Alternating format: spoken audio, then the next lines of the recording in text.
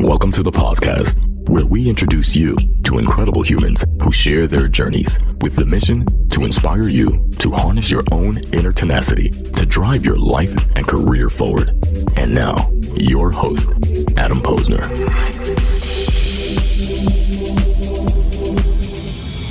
We are back with Jenn Tardy. First and foremost, thank you for joining me. Thanks for having me. I appreciate it. I loved your keynote this morning. You brought the energy. You woke everybody up.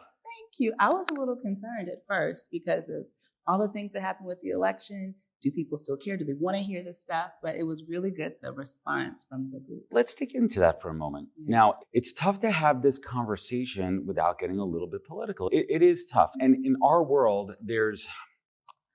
people don't want to talk about politics, right? You don't want to talk about your own personal beliefs in fear of retribution. You don't want to and I really truly think, and I just want to make this statement out there, it's okay to disagree with somebody and still be friends with them. Yes. So can you hold space for someone having a different opinion or a different experience of yours? And that's what I like talking about as well too. Can you hold space? I talk about this in my upcoming book.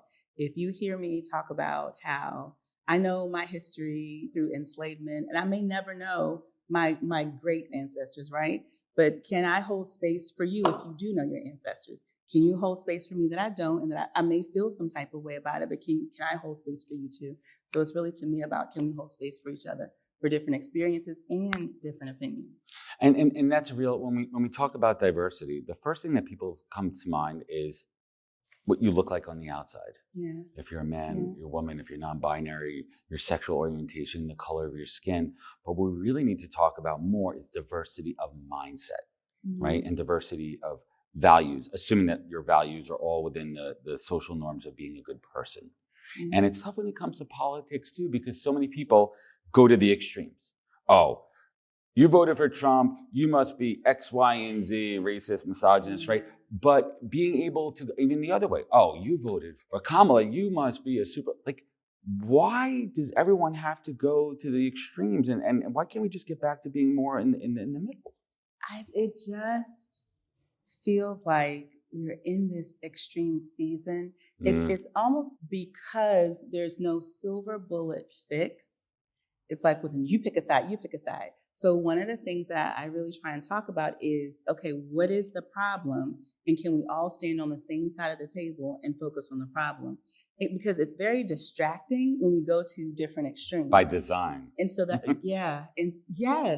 design, because it separates us and it gets us confused and distracted. And so one of the things that I try and say clearly is that the season that we're in right now, bias is the problem. Can we all just say bias is the problem? And if bias is the problem, then can we stand on the same side of the table and say, how are we going to fix it? So let's talk about bias. Now, there's a few different types of bias. There's conscious and unconscious bias. Let's simplify here. Now, I talk a lot about unconscious bias because I don't care who you are. We are all born and raised with an unconscious bias. This is my opinion. I mean, you can say it's fact or not, because it's a product of how we grew up. When children are young, they are sponges. They are a blank slate. Right. They don't know what language you're speaking. They don't know what to feel. They don't know what's around them, but they take what they're surrounded by.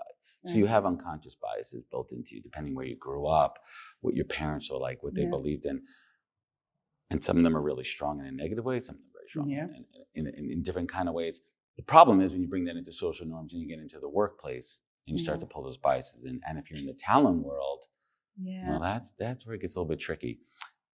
My thought on biases, and early on, I don't mean to take over the mic because I never really do this, but this is a good conversation. Let's do it. When I started in recruiting, I've been in recruiting for 10 years for the last decade. Prior to that, I worked in marketing and media. And one of the companies I was with, they said, who wants to volunteer to do an unconscious bias study for recruiting? Okay. And what they did was they looked at different data sets of past candidates who were recruited for roles. And they found with my data that I had a very slight unconscious bias to foreign-sounding names, even if they were qualified. Okay. And I didn't Was that a shock for you? I gave it a little bit of thought, right? I'm a New Yorker. I'm surrounded by, I grew up in a very multicultural, since I was a little kid in Brooklyn, multicultural around us. But what it did was, I had to stop myself from being defensive.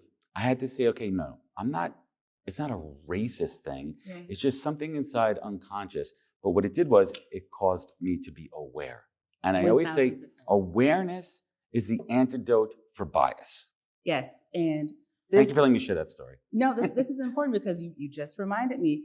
And there's this guilt loop that we get stuck in. And this is the reason why we're not solving anything, right? Doesn't mean you're a bad person. It does not mean you're a bad person. And I talk to groups all the time about, as I start thinking about where did I used to hold resistance? And we all have to be able to ask this question, especially as recruiters or recruiting leaders. When I think about all the ways in which we can all identify, where do we hold resistance? And so I had to ask myself that same question as well, too. And I remember thinking about the different groups that we support. And I remember thinking, okay, people of color, then I went through each, veterans, women, no resistance, people with disabilities. I feel some resistance. Why do I feel resistance? And what tends to happen is when we get to that point, just like your experience, where it's very easy to become defensive or to get stuck in this guilt loop, but then we have to say, no, wait. And when I really asked myself this question, for me, it was, I didn't grow up around anyone that I remembered having a physical disability. But the more that I started leaning into this work myself, the more I started doing my own research. Absolutely, I did. But what happened was it was very normalized for me. In our culture, for example, you may have a lot of undiagnosed symptoms, right? And to me, it was just my aunt, and this is just the way that my uncle was or something. So I never had language for it. But the moment that I got out of that guilt loop and I really started asking myself the questions, I was like, oh, absolutely, this impacts all of us in all ways. So yeah. So let's take this. Let's run with it for a moment. Yeah. How do we take this thought process of our experiences we had and start to bring this into organizations?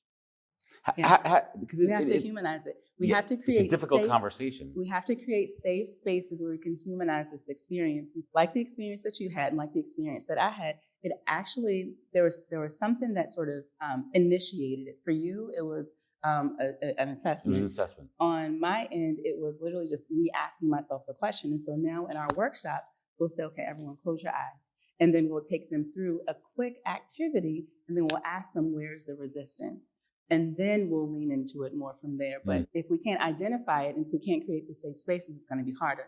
But the second thing that I'll say, too, is language. And you may have heard me talk about this when I was on stage a few moments ago, where if we can just ensure that we have effective language that we can all use to lean into these conversations, the easier it's going to be. Many people do not even bother to lean into the conversation around diversity recruiting or like inclusive hiring strategies because they're afraid of saying the wrong thing. They're afraid of backlash. They're afraid of somebody looking at them sideways. But if one of the first things that you can do as a TA leader or a leader is say, here's what we agree with in our workplace is effective language when we're talking about different groups. This episode of the podcast, live from ERE 2024 in Anaheim, is brought to you by Juicebox.ai. Recruiting just got smarter with Juicebox, the company behind People GPT. With AI sourcing powered by generative AI, you simply tell People GPT who you are looking for in a natural language. Need a senior data scientist with healthcare experience? Done. Looking for a creative marketing manager based out of Austin? Easy. People GPT instantly creates a search and evaluates profiles, saving you hours of time and effort.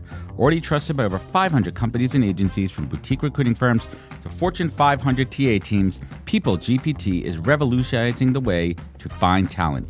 Ready to level up your sourcing game? Use code POZ20, that's POZ20, for an exclusive 20% discount. Juicebox, where hiring meets the future. Start sourcing smarter today. Visit juicebox.ai. Thanks. What I would love for you to do, for folks tuning in who did not have the pleasure of your keynote, please let's revisit your piece on diversity.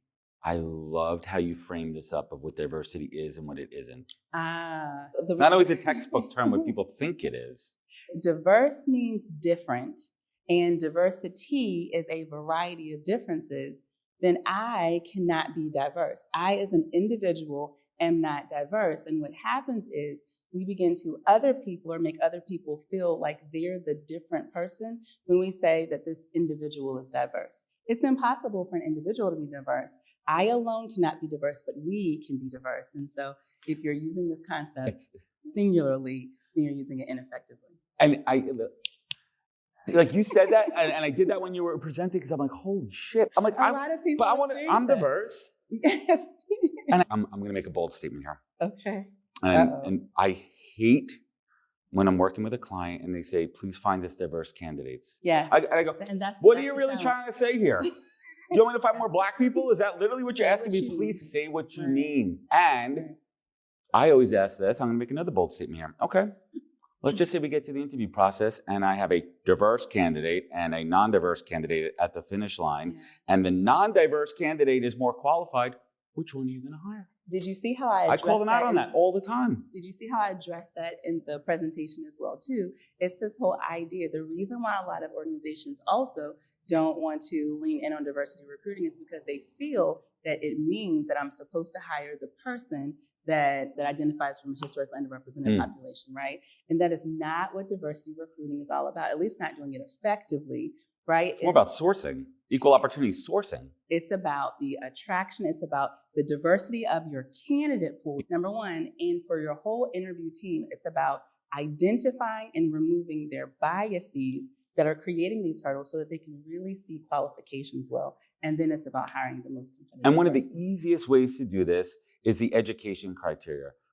Listen, I understand certain high-level consulting firms that are recruiting from top schools, but even in that aspect, you want to make sure that there's diversity within that. But if your job requirement requires a bachelor's degree, don't just say these are the top schools. There's a lot of other schools that you have to factor in certain socioeconomic. This could be a great school that you never heard of before. But I'll even question, does it require a bachelor's degree too, right? I'm just saying, if it does require, that is a whole other conversation around college degrees. Correct. And I say this all the time. If someone has the life experience over in this day and age, maybe we could have a whole separate podcast on the value of higher education. I'll be straight up. I went to a state school. It was great, University of Buffalo. I didn't learn shit. No. But what I really learned, and I'm a recruiter doing a podcast here, and I'm doing just fine in life. But listen, what I think you learn in school, especially if you go away to schools, you also learn how to be an adult. Certain cases, you learn how to grow into. You find yourself in certain ways, relationships and everything. But other roles in certain companies, what's the value add? And no one is saying dismiss the idea of thinking about education or hiring people from colleges.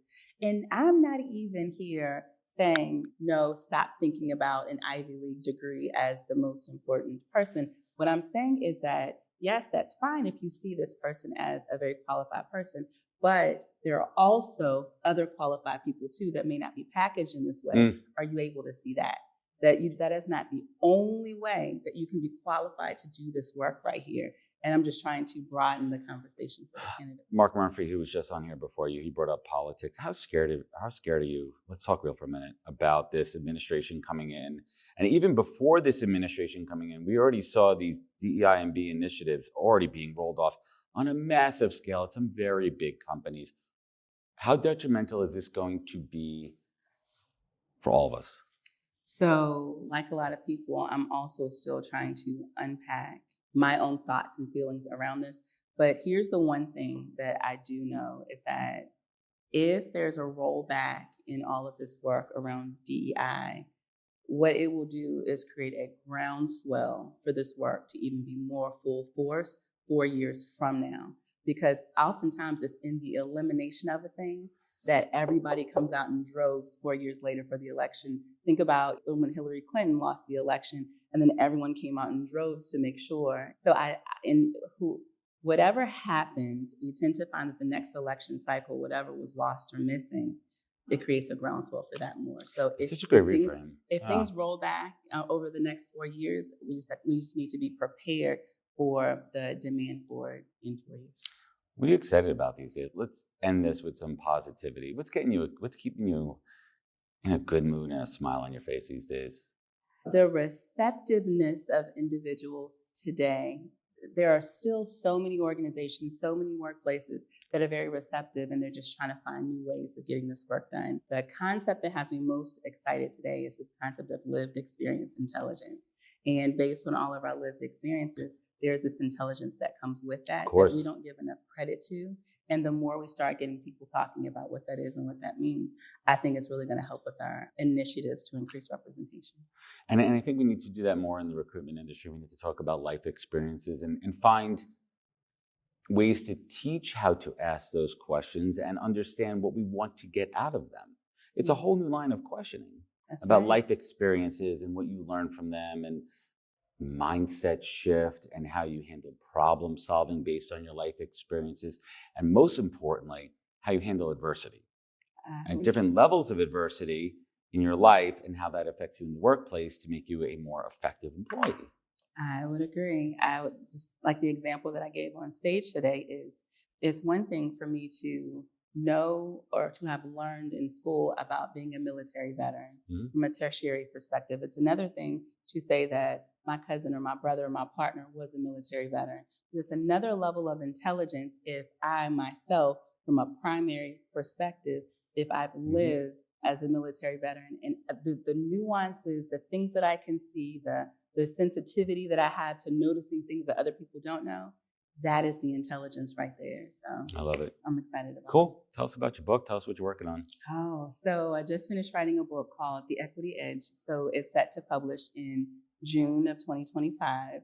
I'm very excited about it. And again, the first line of that book says, I am not diverse. Diversity is not because of me. So you can imagine the conversations that we're going to have. So I tell a lot of my own life stories in that book as well, too. And then I connect it to the greater concept of increasing diversity and retention. Who's the book for? Who should be picking it up? The book is for leaders, hiring managers, talent acquisition teams.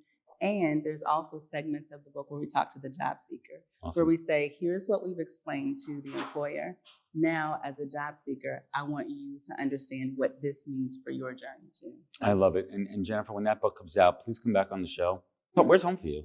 In Maryland. All right, you're not too far. I'm up in New York. Okay. But when the book comes out, I'd love to have you do a live stream or something, because I think this is important conversations to have and continue to spread the word. Where could folks find you? Where could they connect? Where could they learn more? JenniferTardy.com. We have everything there, even down to our Increased Diversity newsletter. People can find us there. Jennifer Tardy, everybody. Thank you for joining me on the podcast. Thank you for having me. A pleasure. Wisdom is forever, but for us, it's time to go. Thank you for joining us. Luckily, we'll be back with our next episode soon, jam-packed with more incredible humans. Thank you for listening, subscribing, and sharing. To join the conversation, search the podcast on LinkedIn. And to catch up on past episodes and more info, please visit www.thepodcast.com.